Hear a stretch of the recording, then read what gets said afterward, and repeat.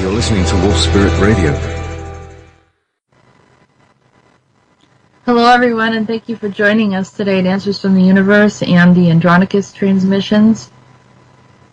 I'm very happy to be here, and we, of course, have information still coming in. For those of you that have never heard the show before, this is channeled information that I get usually the day of the show. I just sit down in a quiet place, listen in, and communicate with, some of the many that I connect with. And on occasion, I get new ones. Sometimes I don't hear from someone in a while, and then that information will come in again. But I pre-write it because it's almost like it comes in when it's really quiet. I don't really do live channeling. Also, it makes it a lot easier if I discovered that my approach or process is easier for me, because then I can write it down, communicate, and then we can do it as a dialogue later with JP. So, yes, this information is coming from another source. It's not my opinion. Usually my opinion comes through with the questions that I have for them when I do communicate with them. And they don't just contact me, one day out of the week, but I will ask them what they would like to share with everyone, usually on Monday, sometimes over the weekend, sometimes a few days before, but most of them happen, the day of the show.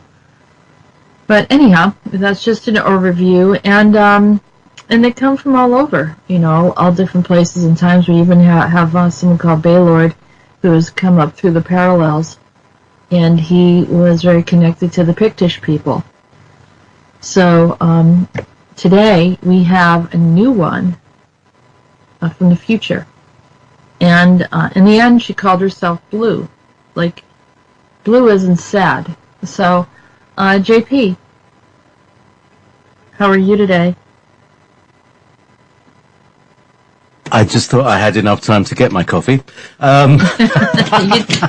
Did you actually get your coffee? I thought you were drinking Builder's tea. I'm just finishing this Builder's tea over here, this one here, and you can hear that there's not much liquid in that cup, So I was just it's creeping off to the kitchen.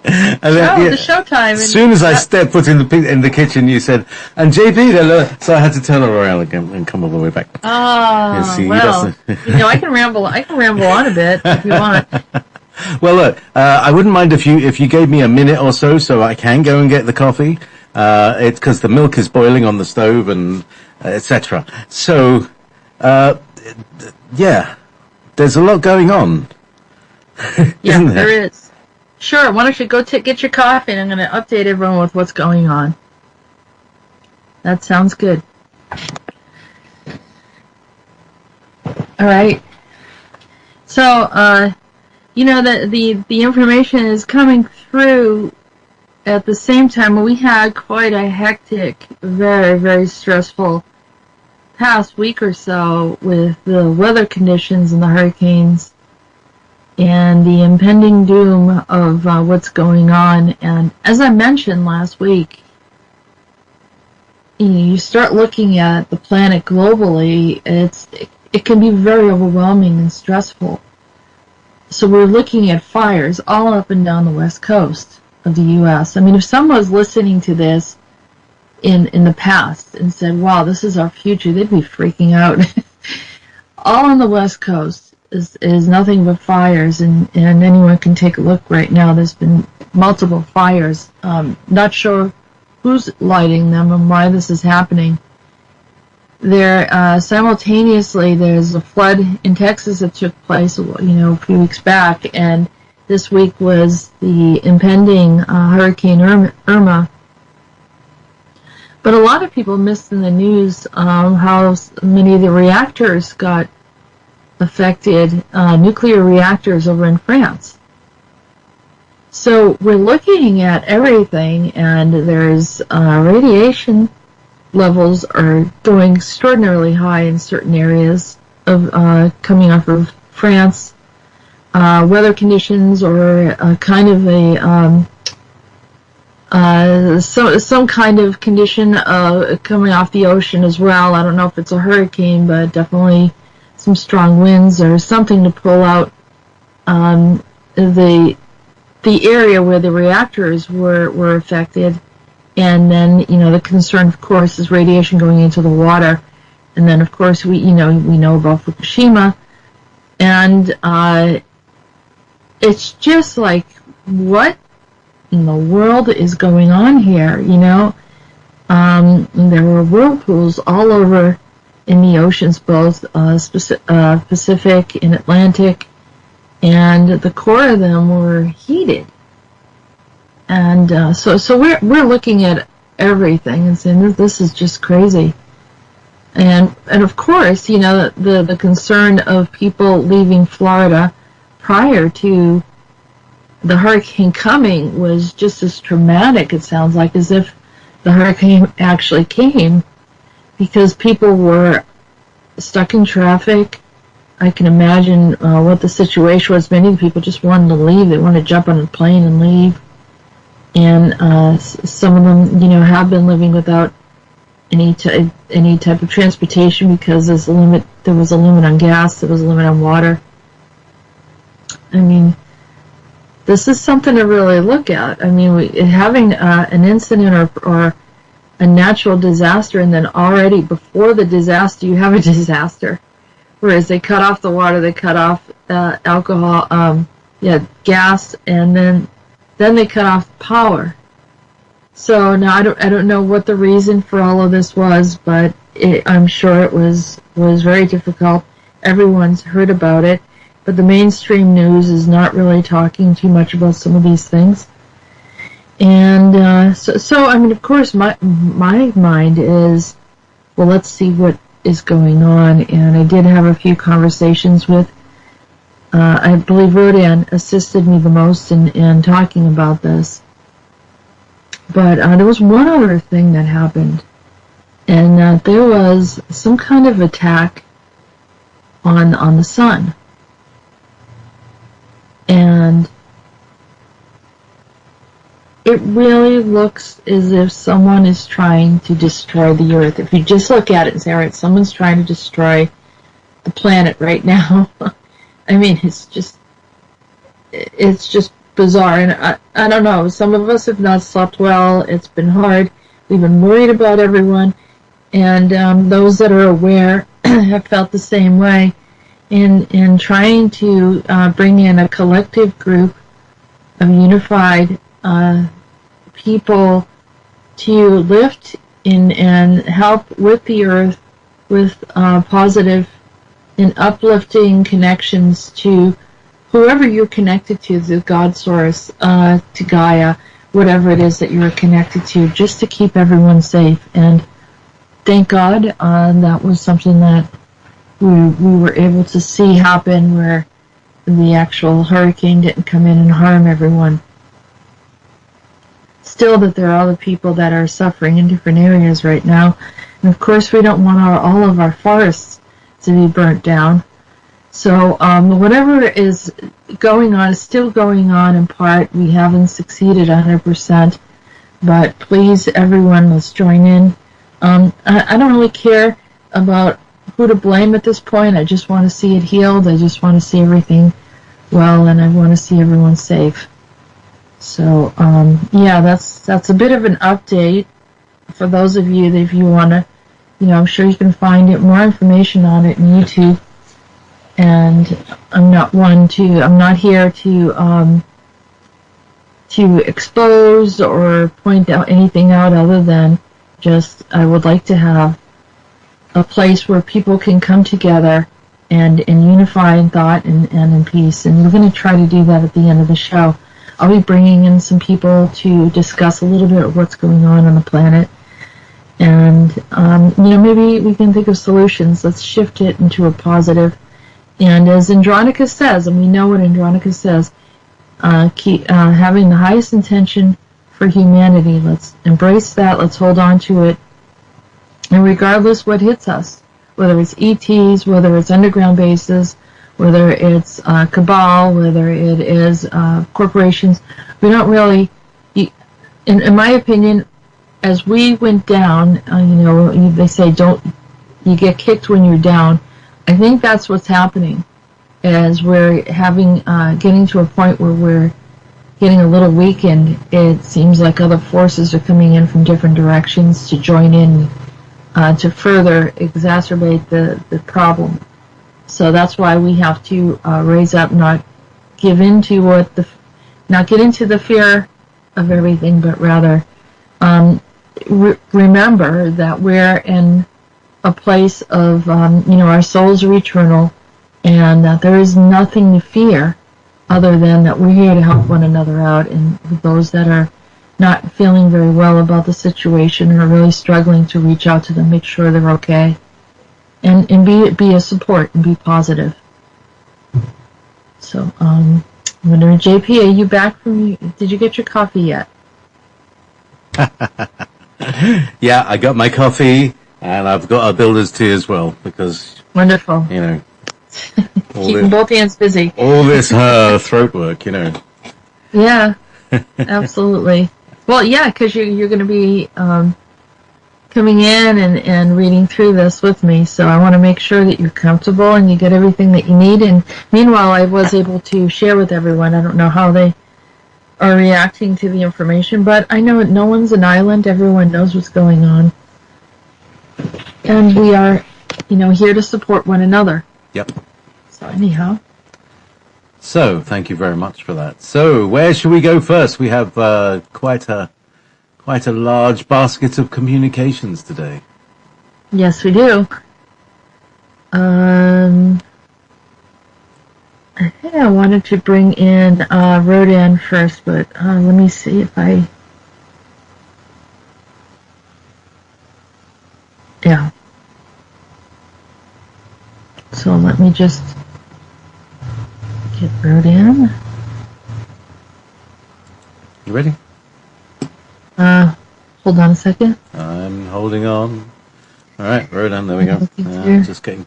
See, we got these, Jessica sends me a whole bunch of documents in Word, and so we have to find where they are on our computers, find which tab is open, and then I've got my little sound effect that brings in Rhodan. Okay, there it is.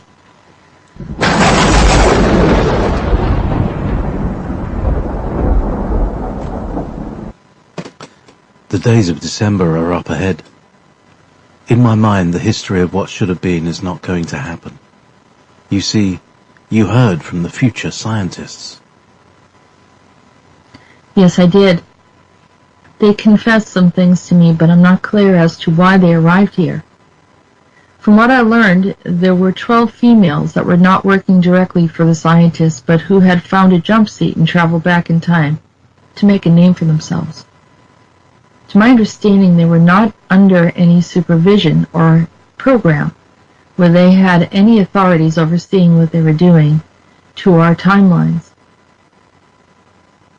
Nothing like the time cops. It was also my understanding that they caused so many problems that might explain some of the conditions we're currently in right now. So I was drawn to the movie 12 Monkeys, and I decided that these females fall into the category of 12 future humans dissatisfied with their lives, who decide to jump into the timeline to wreak havoc. So I call them the 12 Monkeys. My question is, the strange anomalies and problems with our planet now. It really appears that someone is trying to destroy the planet and all humanity and all living things. There are unnatural vortexes in the ocean with high temperatures. There are unnatural fires. There have been tampering with nuclear power plants, and all at the same time. This is the first time that I was convinced that we are in a battle for our existence. Even the sun got heavily attacked by an unknown source, and before anyone could catch a breath of all things were happening simultaneously. Today is 9/11. Why do they even choose a date to do these things? Is it the problem of the 12 monkeys from the future or something else? Either way, can you help us become more safe and protected from the aggressors? If time travelers from the future are stepping into our time and manipulating those in power, those who have warheads, those with nuclear plants, those who have scalar weaponry, and don't care what happens to our planet now, as they are secured elsewhere, then how can we stop it? The power was delegated to humans, and if humans are willing to betray their own kingdoms, their own governments, their own people, then everyone will suffer. Even some nations truly believe that they could remove all other nations and still exist. We won't allow that to happen. I need to tell you that there is a greater war going on above, and humans decided to engage in it. I can't tell you much more than that at this time, other than that you are now safe, thanks to those who stepped in and listened to our insight and instructions on how to neutralize some of the anomalies on the Earth. I am not gone, and I am ever present in your reality. Be strong, there is still more up ahead. But this is assisting you as a race or species to become further empowered. We are methodically helping you remove systems one by one. With each liberation, you will gain more power and more focus as a collective. You don't need the Galactics for help. You are now the Galactics. Trust in the power within you, and you have the intention for change. Try not to see yourself as a victim, but rather perceive this as a point of growth, expansion, wisdom, self-empowerment. Trust that you are one with the God Source, that your souls are eternal and life and death are part of the paradigm and not a penalty. Trust that nothing can harm you. You exist now and have existed and will always exist. This should free you from all fear of wondering who you are and why you are here. Many of you are my children, and all my children have a purpose and a gift to offer in this world. Remember my words. With love.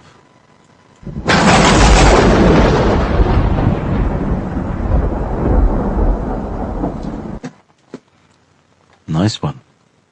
Yeah. So, very, very nice encouragement. Here's the sentence. I need to tell you that there is a greater war going, so I use my voice. I need to tell you that there is a greater war going on above, and humans decided to engage in it. I wonder who those humans might have been. What, like Dick Cheney? Those pesky time-traveling Nazis. That's who they are. Well, it could be. Either that or it's Dick Cheney making a deal. Exactly. Because he's... Or Putin, or something like that. Putin came up this weekend. All right. I was looking at something, and no one said anything to me. I was with a group of people, and we were just trying to figure out what in the world's going on here. And all of a sudden, I was getting information, and they were like, well, Russia, they kept on showing me like a Sputnik.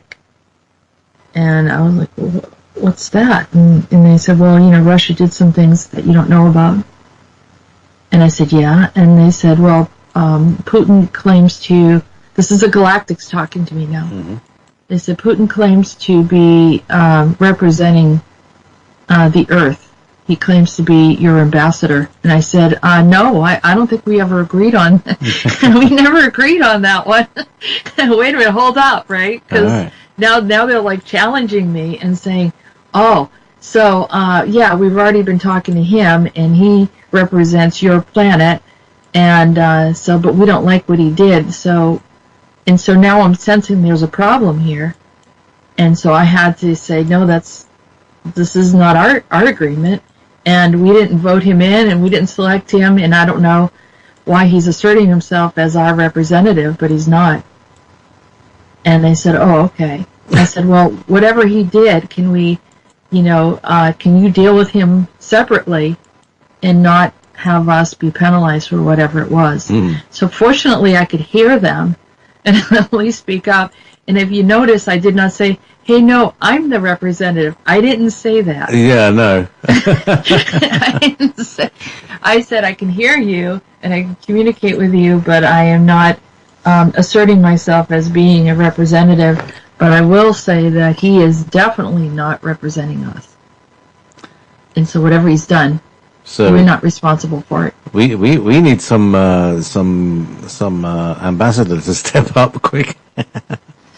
Well, I don't think we need an ambassador. I mean, I clarified it right there that we don't have any ambassadors, that, we're all just trying to survive here, and the world leaders are not, making a determination for our entire race of species that don't belong to them. We're sovereign beings. So we belong to the God source, each and every one of us. There's no one over the other. We're all equal. And so any of that type of hierarchy is not going to work. But they knew that I could hear them and wanted to let me know that this is part of the problem. So, I believe I resolved that, just in case anyone's wondering. So who were these galactics? Where, what kind of, are they a council of thing or that? It's a very large council. And they seem to be, they wouldn't say specifically which ones they are, but they were definitely saying that, as Rhodan said, that humans are engaging in stuff that they don't know what they're dealing with. Especially if some of the battles are very old, have been going on for a long time. It's like a new country going over and trying to get in the middle of Israel and Islam. Yeah. That's it's just like, do you really know what you're getting involved with? Yeah. Yeah. I wonder what new country we can think of. One that's only like 200 odd years old. Oh, like the U.S.? As above, so below. So, everyone thinks they're going to be able to fix something, but I think that they were thinking, and here's a good one. They were thinking, and I'm assuming this is Putin, was thinking that they could challenge the Galactics with technology that they got from the Galactics, but did not get the upgrade that the Galactics already have.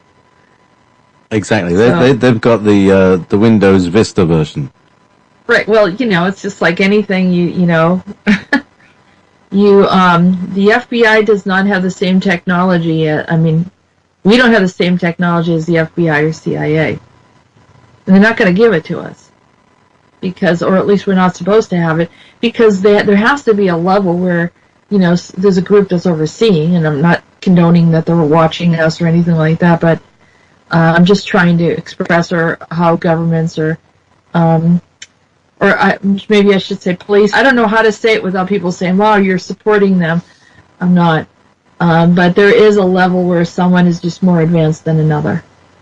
And if they're the one that's teaching us about advanced technology, I imagine they're not giving us their latest upgrades. So, exactly. Yeah. We're not going to have the iPhone 27. No.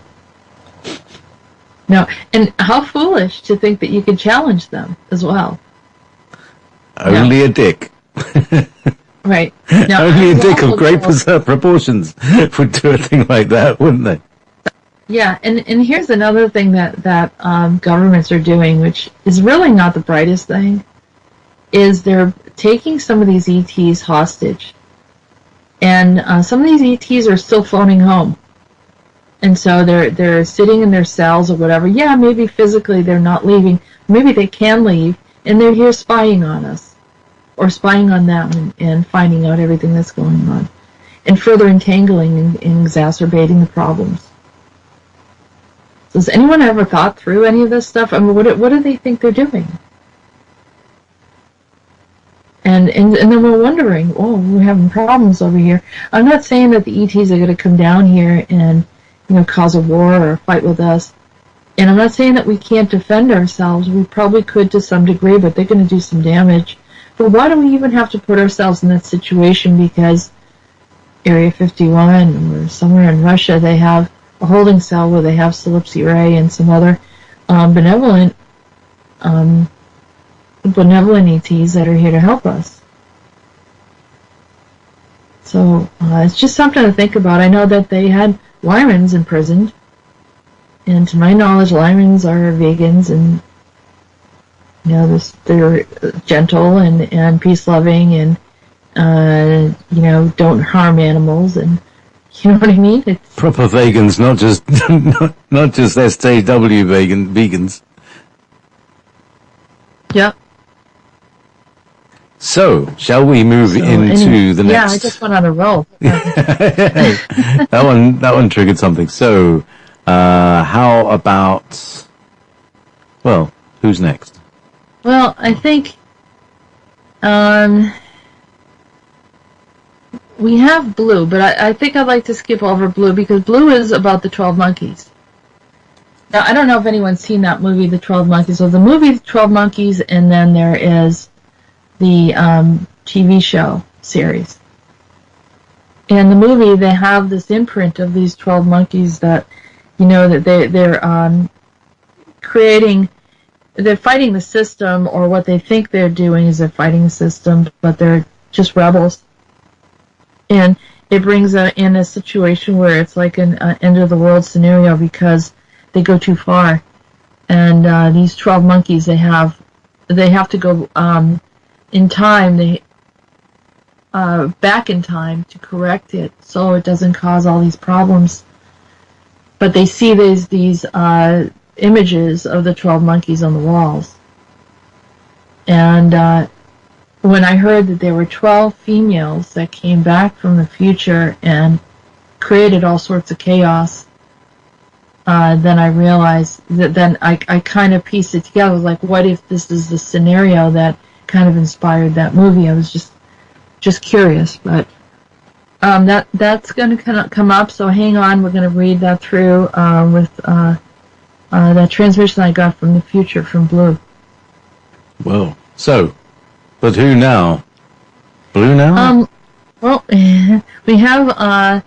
we have Baylord has a short message for those of you that have been following Baylord and the parallels. He has a short message for you and those that are connected to the Pictish people. Okay.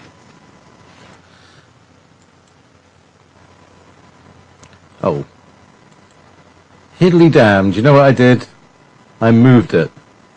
Okay. Want me to send it again? No. The little piece of music that I had for the theme tunes.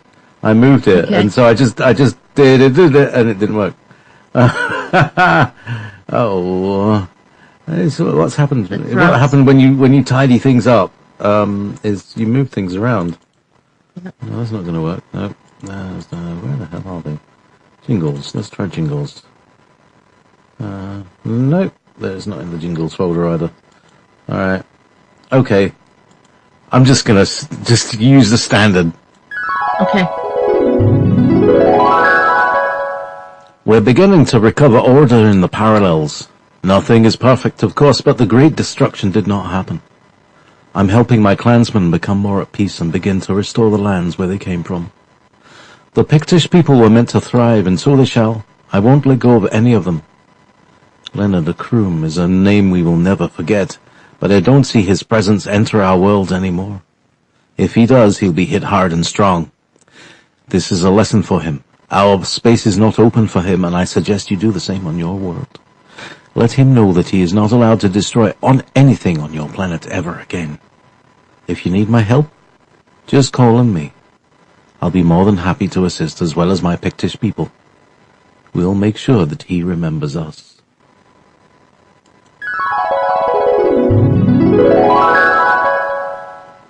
So that's Baylord, and if you've been following his incidences through the parallels, it seems that he's gotten things under control.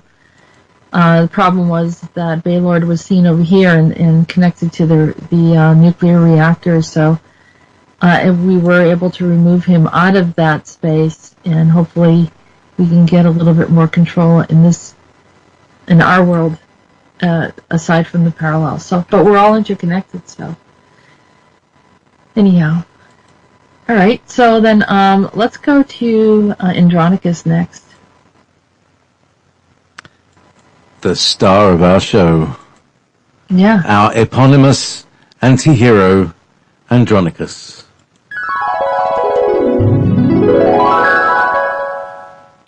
The last time I spoke to you, I was having difficulties with the 12th dimensional Pleiadians. It is now 1967. 2 years of interfacing with their conception of how the future of humanity should go. I have been very patient and had many long discussions with them regarding what the original intent for humanity was. And they continue to negate my discussions with them regarding the simplistic and natural expression of the human race. They are persistent and headstrong and under great disapproval of human behavior.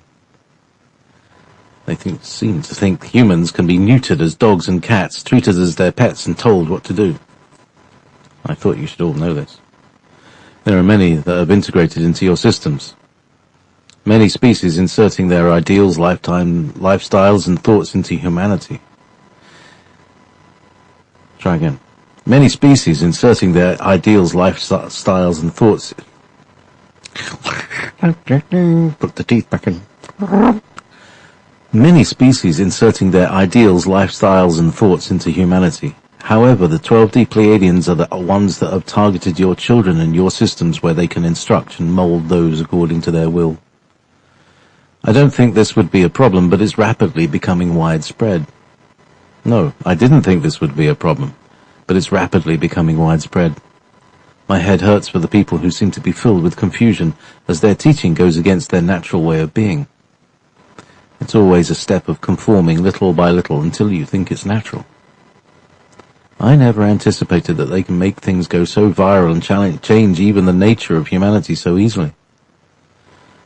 The good thing about humanity is that even though they can adapt or conform for survival, they're also resilient and will return back to their original state of being as soon as the control systems are being removed and they begin to awaken as if coming out of a bad dream where they have sleep paralysis and can operate in their own free will. I regret ever being in alliance with them. I regret being engaged romantically with any of them. I regret giving them any power whatsoever, as they are unfit to rule themselves, let alone another species. I was informed that humans will grow from this experience, that the sleep paralysis is a part of this condition of being trapped in their control system, and that it will help many to awaken and desire freedom from within. Many souls will learn to appreciate their sovereignty so much more after being controlled by them. In the end, the 12th dimensional Pleiadians will destroy themselves. Having such a need to control and running out of those that they can control will cause them to implode. I am sealing them off from your time now and your present date of 9/11/2017. This day will mark the time when you will enter into a different construct of life, one that is closer to your natural origin and intent as a human race. Thank you, Andronicus. But please explain to me why it took so long when you discovered it in 1967 and it is now established in 2017. I am in a place of non-time. While making these decisions, sometimes I have to think through what is best for all parties involved. In non-time, nothing is linear. I made the decision 2 hours in your time later, but it does not manifest until many years later, which in this case is 40 years. You wonder why it appears we don't hear you, but time is different here, and change can happen instantly or take much longer than expected. Either way, it's done. Well, thank you, Andronicus. I'm not being unappreciative.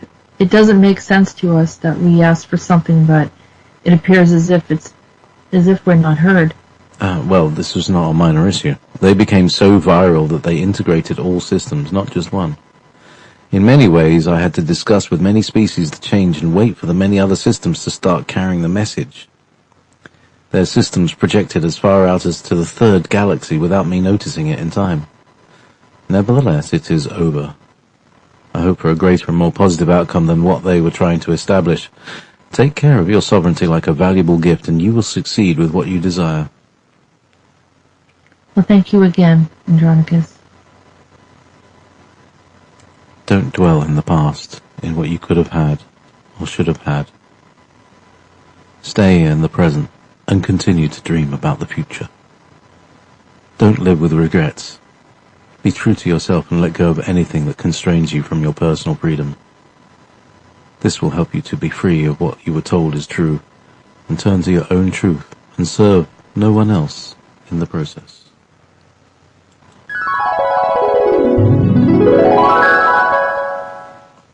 Well. How very as above, so belowish of him. Yeah. Very good. I thought it was interesting about the sleep paralysis. I always wondered about that. Yeah, but you could see that on a higher level, like on another level of like being in a situation that causes your body and mind to be frozen and not to be able to create. Interesting. Well, he said that, it's kind of some of the programming or what they were trying to do with us. Maybe it caused some kind of anxiety. But Yeah. it made us feel trapped because it wasn't our natural way of being, and they were imposing some of these things on us about how we should be. So, who are these 12-dimensional Pleiadians?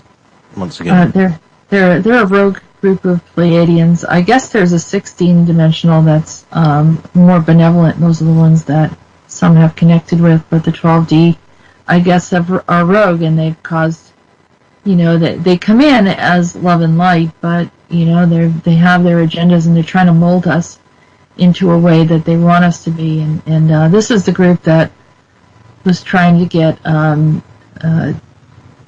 Andronicus to be gender neutral and to not be engaging with relationships or anything like that galactically. oh my God! So they're a kind of 12th-dimensional SJW. We're so triggered. Control freaks. My God. Yes, yeah. It looks like it, and it looks like they had gotten into our systems, school systems with children, is somehow integrated into ways to get involved with the formative years of humanity, so they could bring in, whatever their agendas, and maybe gradually changing or increasing those agendas as well. And maybe getting a more of a stronghold as years go by, and that we've taken that in.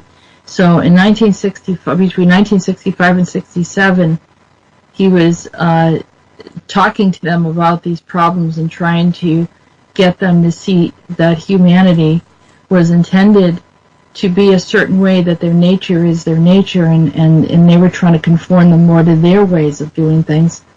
And I think it's more of a, like you said, the control freaks, but it's also more like kind of creating a genderless society or something. I don't know what it was, but something that accommodated whatever they thought worked for them and what they want to see. And of course, thinking of this, the Earth as theirs. So, just trying to get everyone on board with their type of thinking, as opposed to seeing themselves as visitors here and benevolent, just trying to support us. They wanted to conform us. And this is what makes them rogue, is that's not the divine way. They were not supposed to be here with agendas. They were supposed to be here to assist, but that was the agreement of how they got here in the first place, that they came here to assist. So, just, bringing some things to light, and Andronicus claimed that he helped them. He supported them and helped them and gave them some power to do whatever they needed to do. Now, the Pleiadians have been mentioned since way back during the times of the gods, so it's Andronicus, being Zeus formally, would have been interacting with them for many, many years. And but it got to this point where he decided, he never really paid attention because he's always doing his own thing. But something made him halt and take a look at it, and then try to communicate with them regarding it. And that's when I think they cut off ties, and that's been the end of it. It was 1967 when he walked away from them. But by that time, he said all of their information got so viral that and entangled with even other species and here's that it just became a bigger problem. So there it is. So we're going to need a tutorial from Andronicus. What were the 12D Pleiadians' teachings that we need to deprogram ourselves from now? I mean, it's like, is it as if there weren't, another bunch of, it's complex, isn't it? Another bunch of teachings that we have to deprogram from. It's probably all this political correctness stuff, That's incredibly restricting mentally. I think it's trying to get us away from actually being human. Like we're apologizing for, human things that we do. And it's striving for some kind of unnatural perfections, where I'm seeing that even kids have anxiety. I know that, my son, that when he go through different things in school, there's this, level of achievement and kind of an emotionless type of thing where it doesn't matter, you have to achieve that level, and it was more important than actually, caring about one another, that sort of thing. It's very cold. It's related to, being kind of present and doing exactly what you're supposed to do, and having this false sense of perfection, but it's not the authentic self. Remember that they're not operating with the emotional aspect that as we are. And so people are subduing the emotions and then, either withdrawing or having to do something with that in order to stay on that, perfect line and walk that perfect line as you being expected. So that was part of what I was picking up. Yeah, and that's bound to create people who internally always feel a failure. Yeah, and also maybe generating this OCD type of thing where people feel like, well, it's not perfect. It has to be perfect. It just has to be perfect. And, Yeah. and this, I mean, yeah, fine if you're an architect and you're a mathematician or everything's very specific, but we're not all wired that way.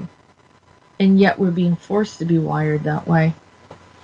It's very reptilian, let's say. This, and one wonders if these 12D Pleiadians have not been infected by the same thing that the reptilians were infected by. Or maybe that's the entanglement. Maybe they kind of, the reptilians have their ideas of things, and then the Pleiadians have their ideas, and they both got merged.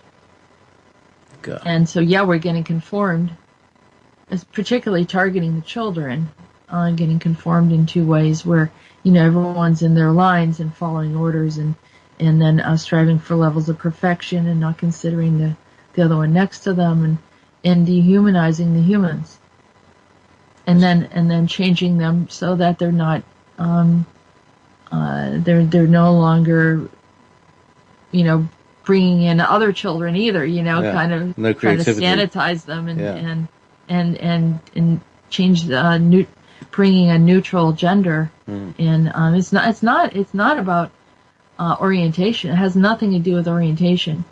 This is the part where I want people to just get out of that whole construct of, like you said, the politically correct part. It's more of trying to take away our ability to thrive in the future, and that we have a set amount of humans, and then unless something happens where we're destroyed, we're not reproducing any longer. So I know they've done that over in Japan, and their ability to reproduce is getting to be a little bit more and more difficult. And so we have people have different species that they think are behind this, but I could see clearly that the 12D are behind this completely. They don't want to see the relationships in all of this going on. That seems to be a problem that they had with Andronicus. Andronicus seems to have more of our human traits, even though he's been around longer than they were. So it's just something to think about. So. Yeah, I'll ask him for that list of things that they did, and there's another group too that I started to talk about, but I haven't gone any further, and I'll have to bring that up also. Thank you. In time. All right. So I'm gonna read through this one called Blue. This is the one that we were talking about earlier, and I guess I'm gonna have to play both roles. I don't have another female here with me. Shall I play you? Sure, yeah, you can do that. Yeah. Okay. Just so you can be a part of it. All right. So I'm playing Jessica as her lower self.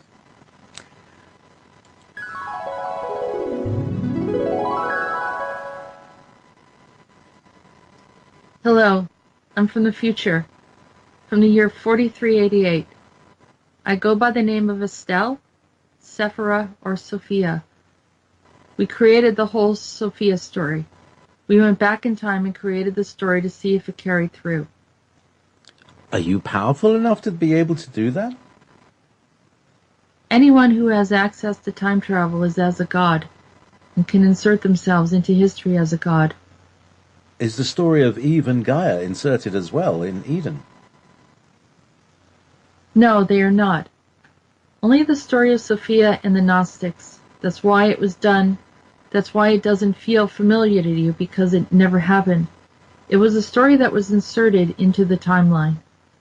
I could see you would get frustrated because you remembered so much, more than most. This has been hard on you. We realize that. But we have not been known to be the most compassionate group. The fact that we survive is quite incredible, but not by accident.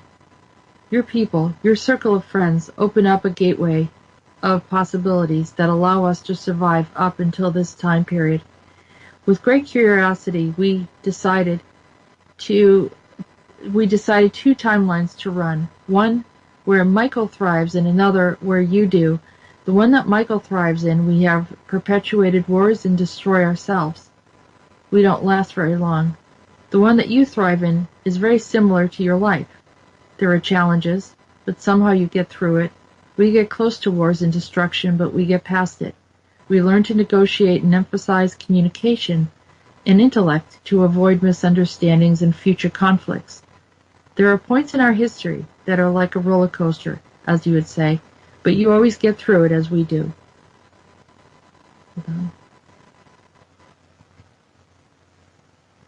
You see, the problem with Michael's timeline is that he lives in a paradigm of extremes.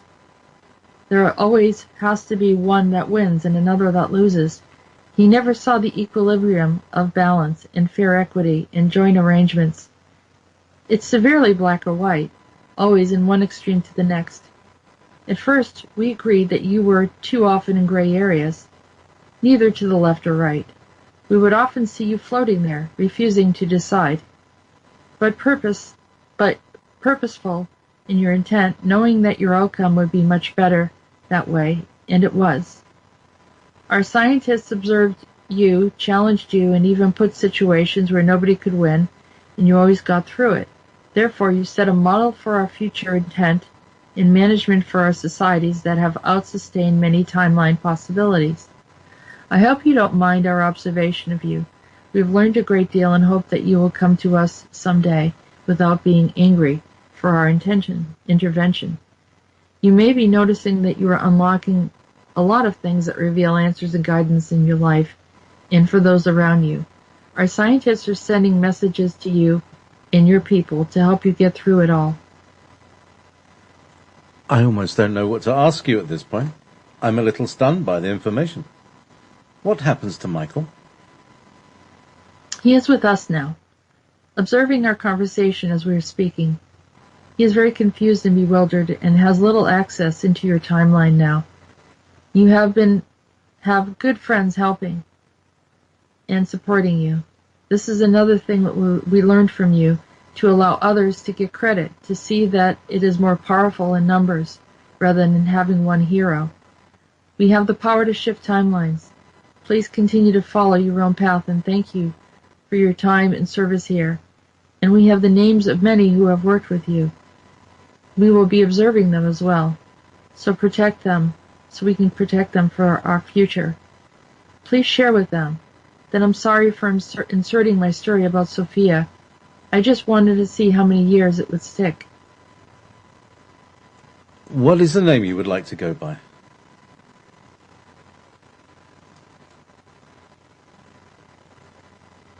Not one of the names above, as I shared with you earlier. I'm just reluctant to share another name after what I did. Just call me Blue for now. And then call it a day. Okay. Thank you. And the group that you're with. Thank you. And the group that you're with. What are they called?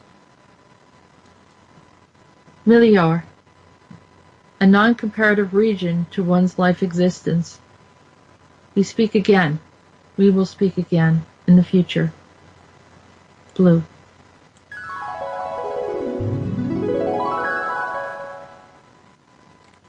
There you go. Your voice is a little deeper at that time, but yeah. I could probably put that's me in a step back when I'm a male, right? That's right. Another timeline or lifetime. Or 40 a day little. Anyway, so that was very interesting. So the whole, you see, that story about Sophia and the whole Archon thing and the foam, and I didn't feel right about it. It almost sounds like, you read it and you're like, oh, this is true, but if for some reason it didn't feel true because it wasn't originally in the timeline. And she said, just out of curiosity, she came in and put that in there just to see how many people would be interested in her.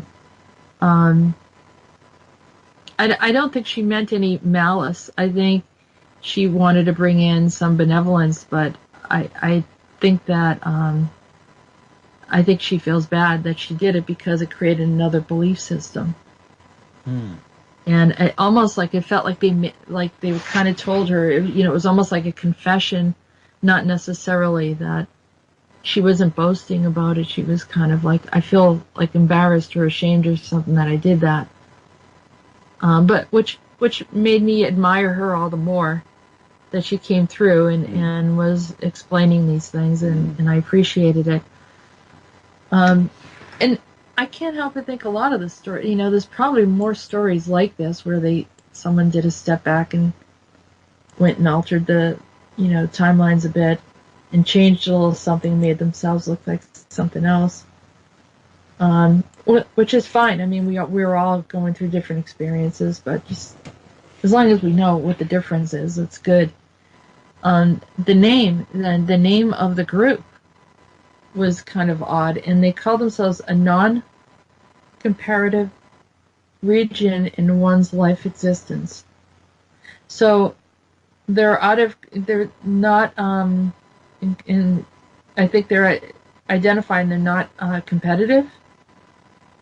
A group of scientists that are not competitive, I thought that was a miracle. And that they seem to be working together and evolved and are learning from us. They did a test where, how you do like a marketing study, or you do like one timeline over another timeline. Now, I don't know what the alternate timeline is that they're going to assist us with and direct us to. But I talked about the ancient past and how Michael and I were siblings under Shiva. And Michael was very fixed on, the right and wrong and black and white and warfare. And I was caught in points of neutrality, not making a decision either way. And even still, I try to find the middle ground. And so they thought, at first they thought my approach was wrong.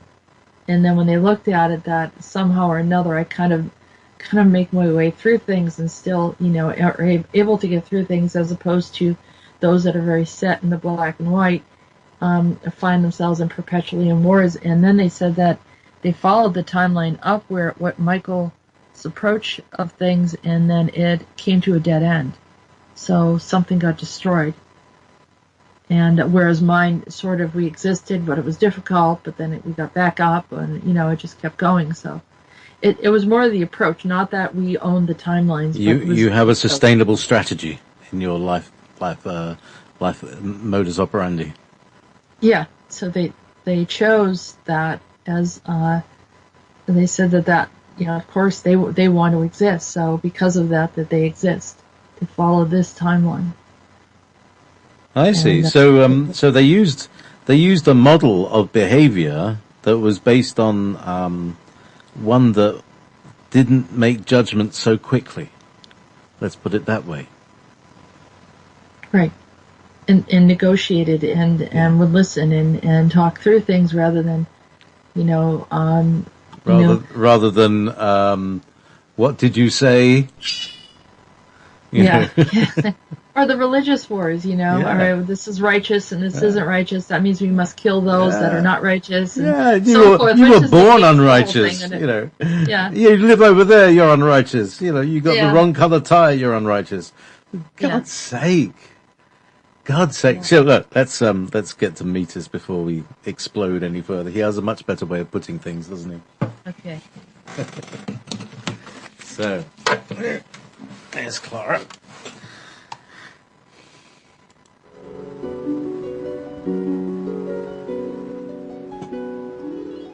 Hello, my fair one. Isn't today lovely for you? Bright skies, soft breeze and temperate weather. We take many things for granted. For example, my landlord, or feudal lord, I don't take kindly to him. He has a bitter tongue and a short temper. I don't think he understands what it feels like to want for food or beg for water. He's never lifted a bale of hay or cleaned a stable. I don't think he ever cared for anyone or anything from what I can see. I wonder how anyone can dwell on such a beautiful land without feeling love and compassion. It is difficult to understand.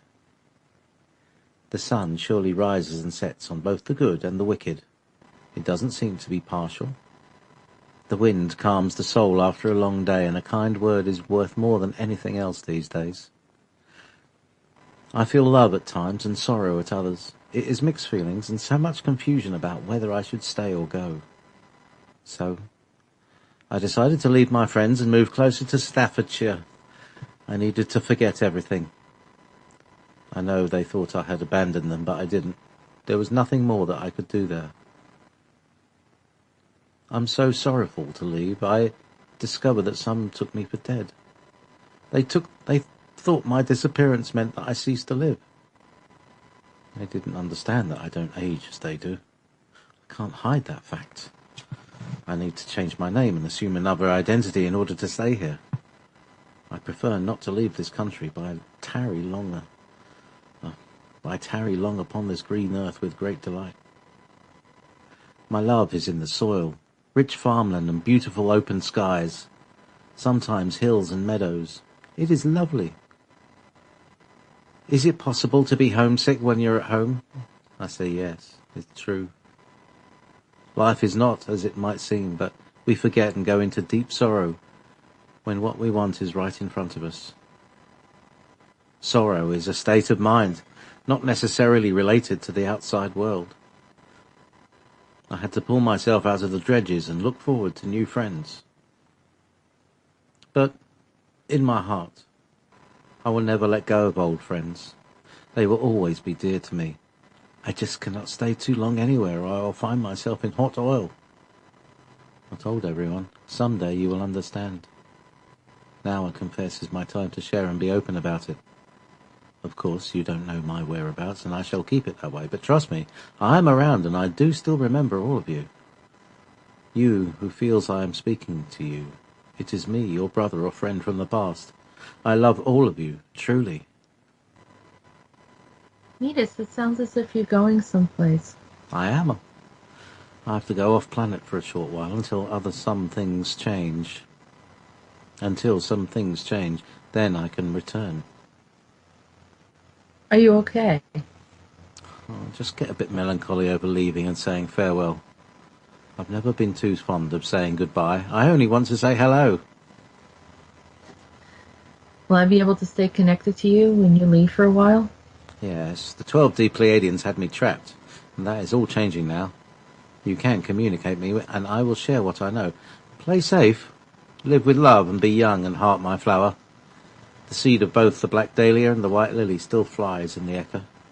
Wyman is making sure of that. Don't jump too high, flower. The drop is steep. Just take your time. You will arrive where you need to be. Come now. Bit of a song. Watch. I'm tapping my foot and carrying the fiddle now.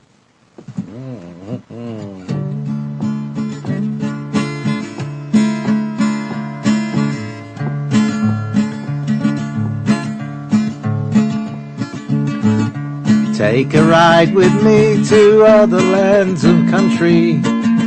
I want you to arrive to be part of my century. I lift and I glide and I frolic and I play. I'll turn every nightmare into a brighter day.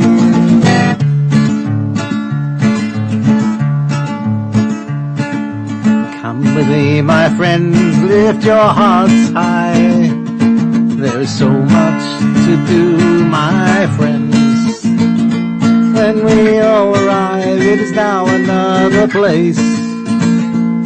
It is the ground below your feet. We will change it as we like. We will not feel a defeat. A song of hope, a song to play, a song that lives to the brighter days. Be of good hope. Don't listen to the naysayers. We have a promise of everything good. We are the children of light, as we should see through the lies. And the bad storytellers, we know in our heart the truth within our minds, so nothing will avail us. Keep happy, sing songs, don't let them get you down at all. Laugh often with friends, this will not be your end.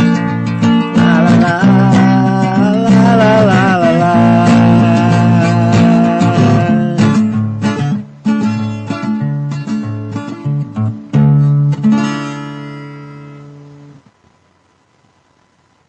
There we go. That was quite a big song, that one. Yeah, that was good. Very good. It keeps getting better and better, JP. Yes. All right. Now, that's perfect timing. I have to play some music. So let's go with Pearl Jam. Pearl Jam, present tense.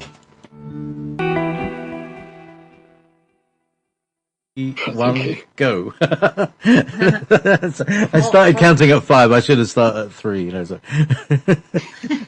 So we're back. But, before we get started, JP, we were just having this really good conversation about, carrying on with what Andronicus transmission was regarding the 12G Pleiadians and the control systems. And you said you had a dream. Yeah. Years back. When I was, I had this massive motorbike accident that rendered me unconscious for 3 weeks. And during that time, I don't know what they gave me, but it must have been really good stuff, right? And I had these, well, they were like dream experiences because they were really, really lucid. I was obviously completely kind of dislodged from my physical body. So, and I had these very, very intense dream experiences and they were horrible. It's not nice. And one of them, now, this was reflecting the moment when they tried to take me off the ventilator, right? Which is that thing that you got a tube that goes right down into your lungs and it inflates your lungs. And they didn't realize that my lungs were full of water, so they took this thing out, and I'm like, I'm really short of breath. It's not like I'm totally drowning in my own self. Which is if you it's like, what the hell is that about? So I'm there at that moment, but in my drug-addled dream, I'm in this place, which is called the School for Conformism.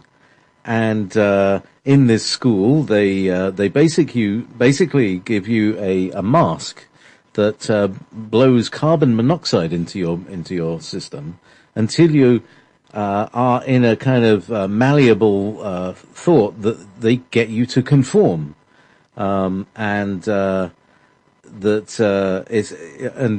during this dream I saw my own brother. He said, "Oh yes, I send all my children to the School for Conformism." It's like that sort of advert thing.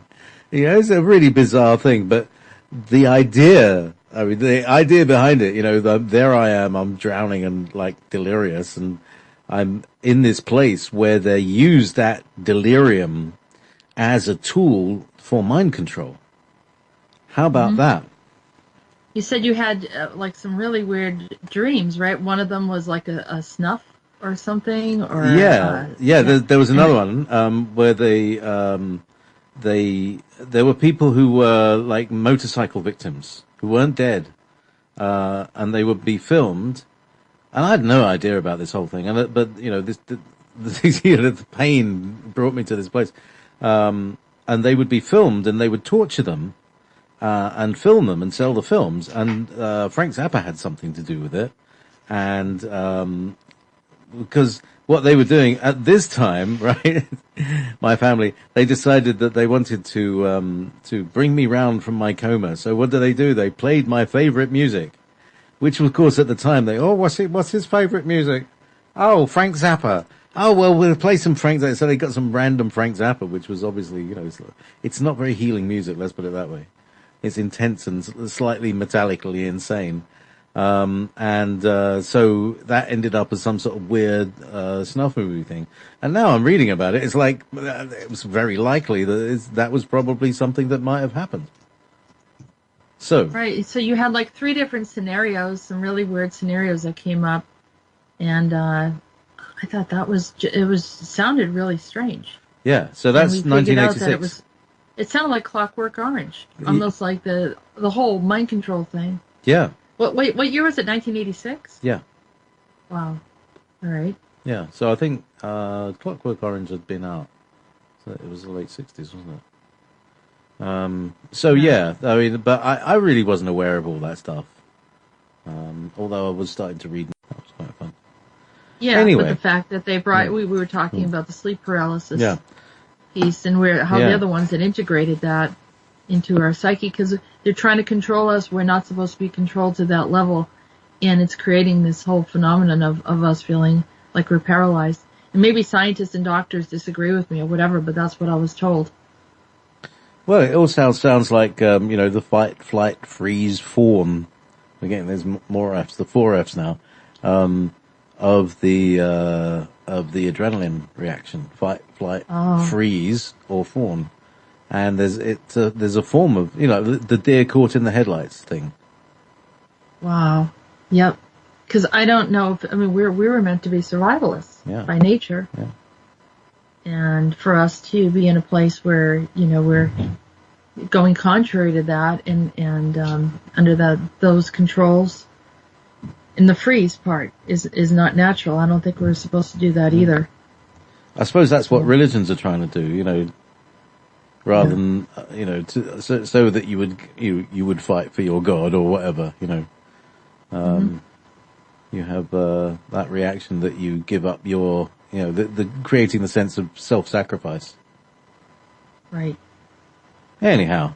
Well, we have some guests on today that we're going to just share. I just want to go one by one and let each person share whatever they want to. We had some discussions regarding the hurricane, but there may be some other issues. We have a few people from the UK, and one from Sweden, one from the UK, one from the Netherlands, and we had some others that we're going to bring in as well if they care to join us. So we'll start off by saying hello. We have Rolf here with us. We have Nick, and we have Ian. So who would like to speak first? There you go, Nick. Okay. Well, I could say hi. Hello. Yes. I mean, it's very interesting with the been watching all the stuff on various sites like Intellicast, and what's quite interesting is that we seem to be having stronger winds here than Intellicast says is happening over in Florida, which is kind of interesting. And we were supposed to have 60-mile-an-hour winds here tonight, so that'll be quite interesting. Yeah, now is that normal or not normal for your region of the world? But it's not abnormal. I mean, it would be quite normal to have this sort of wind, but I mean, we haven't had that kind of storm for maybe since the spring. It's just interesting to have it like today. Yeah. And so it doesn't make any sense, right? That they're talking about this stuff and there's worse things happen around the planet. So Ian, you're over in Sweden, and what's your take on this? Hi, yeah. It seems very bizarre, really. I can't quite. I think the media has a lot to play in hyping up fear, kind of looshing everybody.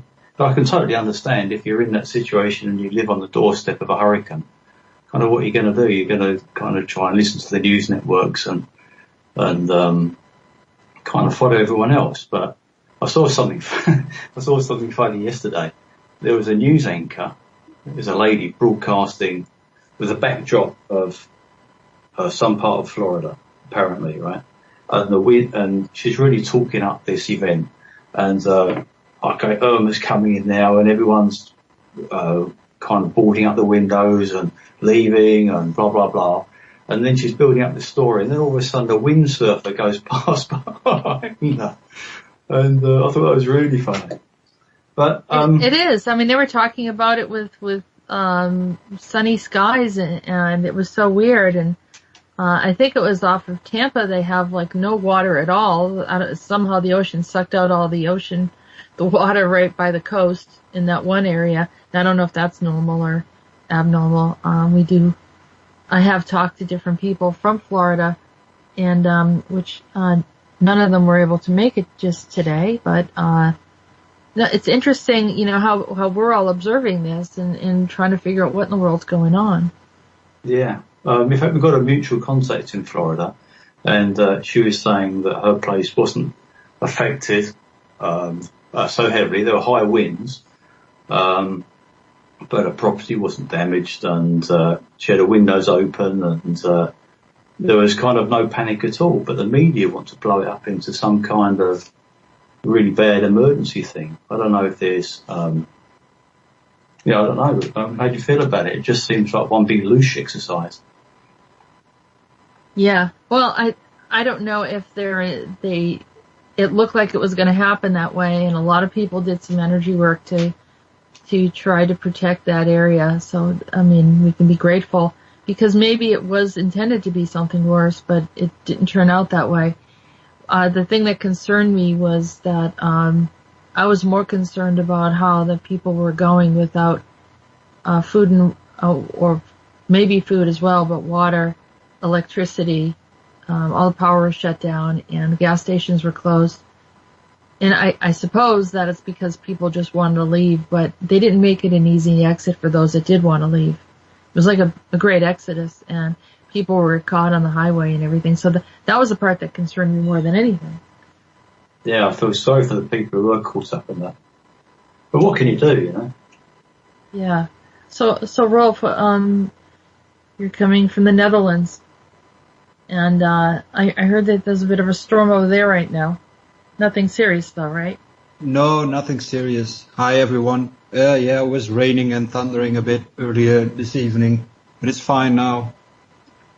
But yeah, I mean, it kind of sounds like as if there really wasn't a real storm over there in Florida, but still they take all these precautions of like cutting off people from gasoline for their cars and electricity and in some cases water.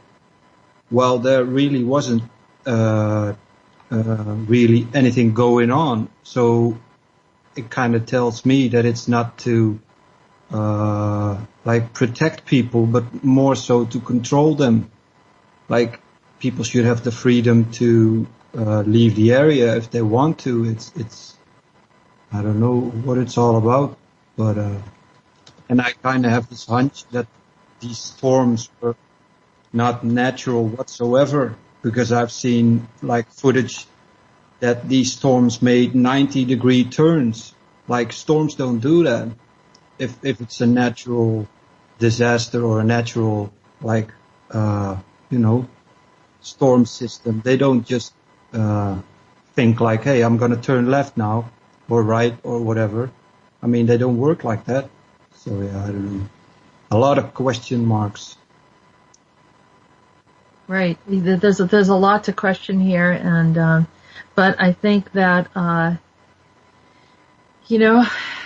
mean, like I said, I'm grateful. I'm more grateful about what's going on as far as the people coming together and looking out for our friends, and that many of the people in Florida are not harmed from the storm. A lot of the properties, houses, and so forth are still fairly intact from what we understand and know. But what about the rest of the world? What other things that are going on? I mean, there are topics and things that are happening even in Europe that no one's even talking about, and yet there's this huge publicity over this event in Florida. So why is it that we're not discussing things of what's happening in Europe? Well, I mean, I do think that there's complete misinformation really going on. It's interesting. I've seen friends on Facebook talking about two 500-year events happening within the same month or adjacent weeks. But if you really look at what's happened, it's not a 500-year event at all. It's just a small tropical storm. Well, maybe it's a bit more than that, but it's not. It doesn't seem to be that different from what I've seen before. But everyone's really sort of thinking that these terrible disasters are going on, and it's just, let's look over there because this is really unusual, and we can, things can happen over in this side of the globe, and it doesn't really matter. Everyone's too busy looking over at the other side. So North Korea on one side and storms in the States on the other. So they pick and choose what they feel is what they want everyone to look at. Meanwhile, something else is going on in the background. Yeah, it seems to me. Why are they not talking about the nuclear reactors over in France? But I don't know. I don't think people in general have any access to that data. I've not heard of it on the news. Right. Which is quite strange. I've not heard people talking about it. So I guess that's just not being reported. I don't know why. That's extraordinary. Because, I've seen the radiation leak websites that monitor everything in the States. I've not seen any for Europe at all. And certainly it's really not widely known in Europe. Right, and that's something that you should be able to have access to find out what's going on, seeing that France has more nuclear reactors than any other nation in the world. Yeah. And, so literally playing with dynamite over there, and you as their neighbors have a right to know what's going on. And yeah, so there's an interesting interplay because during the winter we don't make enough electricity ourselves, and we import electricity from France. I guess there's probably some sensitivity about making too much noise about things that go on there. Right, and it's not about just saying that you want to go out there and picket or anything like that. It's just letting people know if there's some high radiation levels, that people should know about that. I think also the government are very, very fixed on building a whole set of extremely expensive nuclear reactors over the next 20 years. The new power station they just started to build in Hinkley Point is going to be something like the second most expensive thing ever built on the Earth. I think the most expensive was the International Space Station. But this will be the second most expensive thing ever. It was hugely expensive and probably completely redundant. and they're thinking this will be the first of a whole series of them. I guess there's a political agenda there as well. I think that there are so many options for free energy. I can't understand why they would be using it in the first place. I mean, I'm not a scientist and I don't know all the pros and cons, but I do know that why use something that's potentially, something that could cause a problem that can't be fixed. Yeah. I mean, it's not like, all right, the building breaks and we can fix it. You have nuclear reactor go off. I mean, that is, it's something that you can't correct, and I don't understand why it's being used. So, and the thing that irritates me even more is that we have free energy options. Yes. We have alternate options, and they're not deliberately not using them. So it's like, are they just so fixed in a mindset? This is what they know what to do, and they're following along with that. Or, I don't get it. Well, that's a very, very interesting question. And I guess it all goes down to how far down the tree does the responsibility for making decisions really go. I mean, I don't know whether the Prime Minister and Presidents are really implicated within the kind of reptilian agenda, or whether they're really completely that they just don't know anything about it. I don't know. Right. Ian, what are your thoughts on this? Yeah, similar to Nick actually. I know Nick's got a nuclear power station just around, kind of not far from him as well, and we've been discussing it. But it does. Yes, Springfield nuclear power station. Which is Springfield, like the Simpsons. Like on the Simpsons. Yeah. And but there does seem to be an agenda, like a hidden agenda, to kind of use radiation against humanity. And it's like all of these things, you know, these people who have the patents and building contracts and everything, they build these things knowing that they're highly toxic. They have a use for a while, and then, of course, they can also be used as a weapon. So after a period of time, kind of maintenance contracts can be run down, and things will start leaking and faults, and it can be done that way, or it could be done just by like the Chernobyl so-called accident, and or a bomb. You know, it's kind of these things are lethal weapons, and of course when you're talking about like the half-life of plutonium and things of being kind of many thousands of years, it's suicide using that technology when you've got kind of free electricity that you can pull from the air, and solar power and wind power. You know, it's crazy, but it's vested interest to talk, isn't it? And they seem to hold sway at the moment, Right. unfortunately. Well, you know, thank you so much, Nick and Ian. Very interesting. And Rolf, we have a few other visitors here. We have Christina, who lives in Florida. We have Nick, also from Wales, another Nick, and we also have Ray here with us. So I just want to say hello to Ray first. Hello, Jess. The others can mute. I'd appreciate it. Thank you. Hi, Jess. Hi, Nick. Hi, Ray. How are you? Yeah, it's well, we seem to be going for a crazy time at the moment, don't we? Right.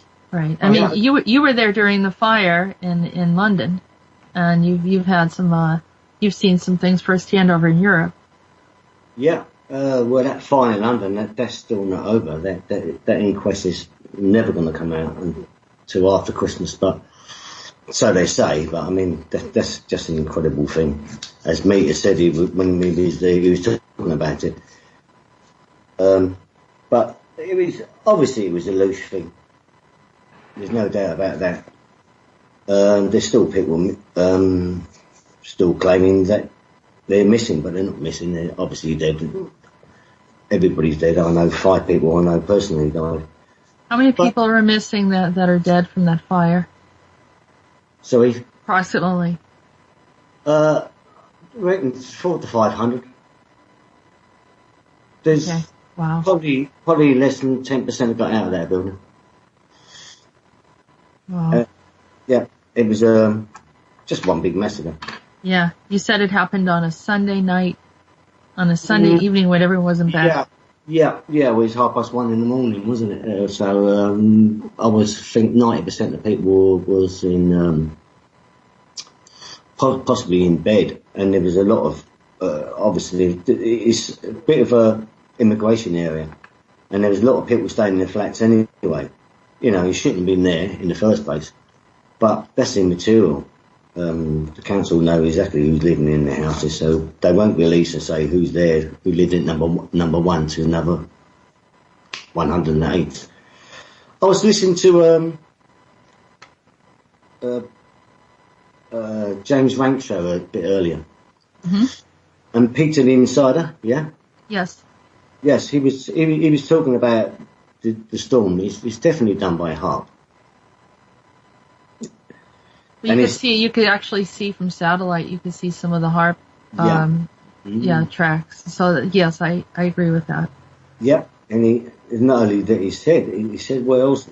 They're throwing all sorts of poison in their storms.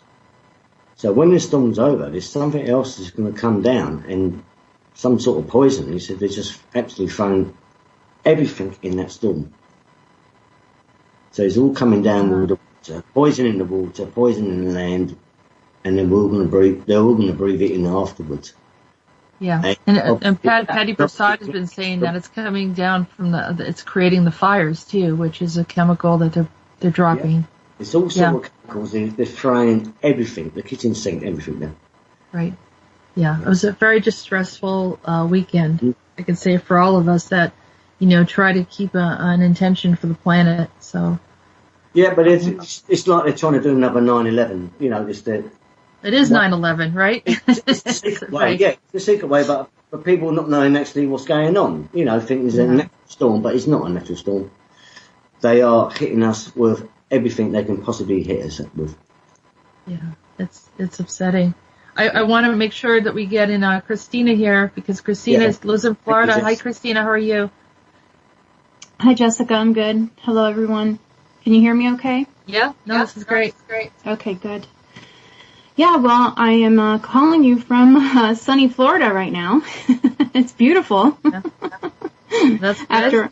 After all the drama, and but I would say, I do not watch the news, so I'm not really sure exactly when it was declared an emergency state, if it was Monday or Tuesday, but I did go to the grocery store on Tuesday, and it was chaos. It was complete chaos. There was no carts, there was items already missing, there was no water, and I was just, having to work doubly hard not to take in all the energy in from everybody around me. And as we were leaving the parking lot, people were almost getting into accidents. It was just complete, Wow. Fear. It's fear. Yeah. And, I was surprised one lady, kind of laughed at me because, we were almost, so some people were, it was a different mixture, but definitely, people, and then I realized, well, everybody just got paid. Everybody, even, the senior citizens. I do live in a town in Florida. There's a lot of senior citizens here.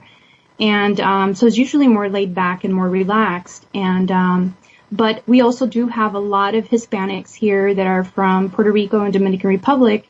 And since this storm was kind of affecting those islands, or had a potential to affect the islands, it was almost like a triple anxiety, concern. And of course, I started to track the storm, and I saw that, first it was supposed to be Friday, and then Saturday, and then it was Sunday. And as time went by, as we got closer, I went to the store again on Thursday, and there were just hardly any items left. Everybody had just bought everything. There was all kinds of people traveling from the house to try to go somewhere else, to leave, a lot of traffic issues. We did have a guest from Dominican Republic, and, you know, he was having flight issue cancellations and all kinds of stuff where everything is kind of like, you have to get to a point where you're just going to have to go with the flow here of what happens. But then as we got closer to the storm, everybody was expecting the storm on Saturday, which I found really interesting, because I started to follow the Intellicast website, and it clearly said that specifically for our area, it was not going to be, we weren't going to really feel anything until Monday morning, a.m. So I was just kind of really surprised by, you know, everybody was still on this kind of rush thing. And then by this time, the storm had already gone to Puerto Rico. Most people were worried prior to the storm. There might have been people affected in Puerto Rico negatively, but we haven't heard. I think Cuba too, right? It kind of looked like it went around Cuba. Yeah, right. And we haven't heard from anybody from Cuba, but then we definitely know people in Dominican Republic as well, and they took a day off in the capital, but nothing really happened.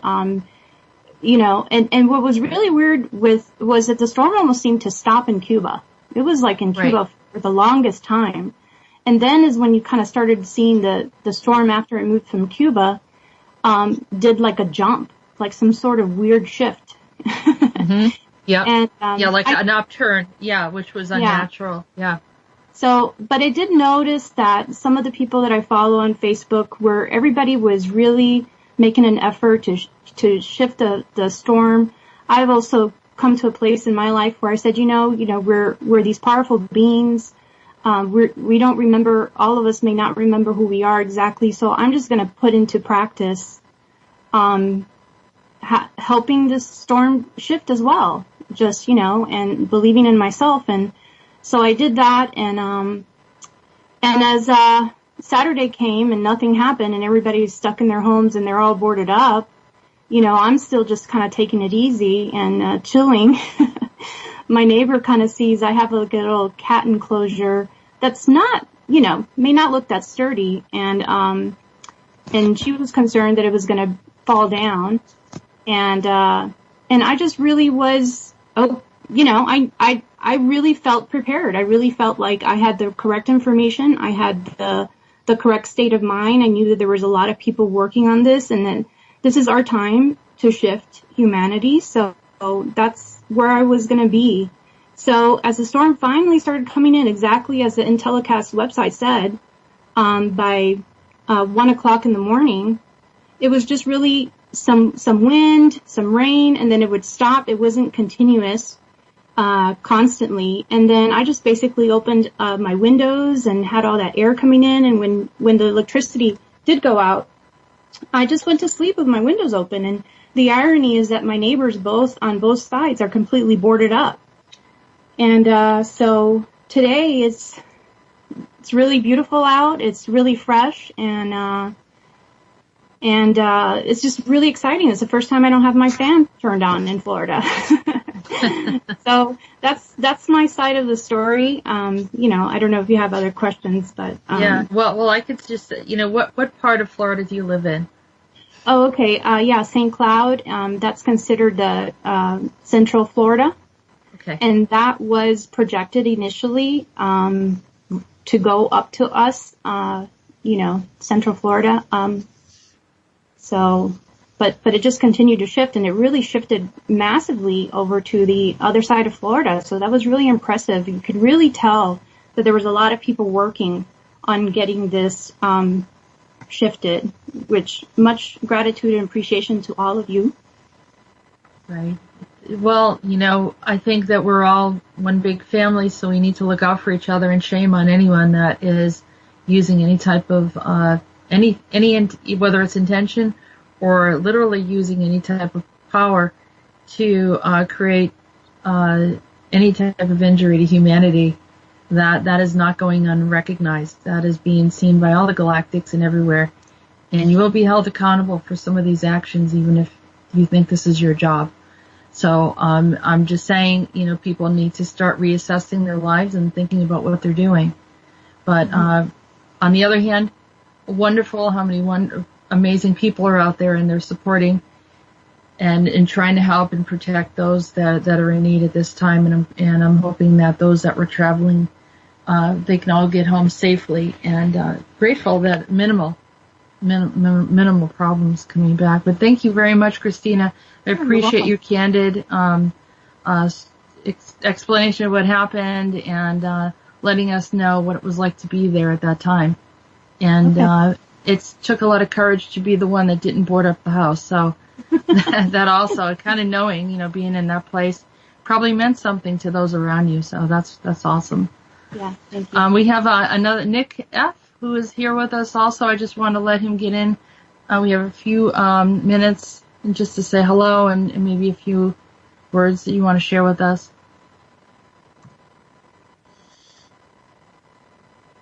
Hello, Nick. Oh, maybe he's gone. Okay. So, let's see. Any last words? Let's see, we'll go around. Rolf? Well, it just goes to show how powerful the force of intention is. If we all focus together on something, then it can truly happen. So it's just, I'd like to point that out. It's just a great example of what can happen. Don't worry, be happy, right? That's right, Jessica. All right. Anyone else would like to say any last words? Yeah. Can you hear me? Yeah, right. I'm just saying, Paul just put in the chat saying... I was on mute. Oh, okay. Oh, sorry, mate. I apologise to you. Go ahead. That's Nick. I do apologise. My mind's all over the place at the moment. I do apologise. Yeah, I'm sorry. I concur with Christina, as always. I share a lot of everyone's views, but she does maintain the power of consciousness, and I would say meditation, always meditation. Stay in the presence all the time. Manifest your presence in your daily life, and to keep a clear mind, and it's all consciousness. You can't do much with a world situation, so you think, but what you can do, you can have a great effect on those around you. And I place great emphasis on communication. And I was at a cafe this morning. I've not been in before. I sat down to two young ladies, and we talked about spiritual matters, as always. But why do these subjects always come up, and why is it when I sit down, I always end up talking about spirituality and meditation, and always end up with a conversation with someone about these subjects?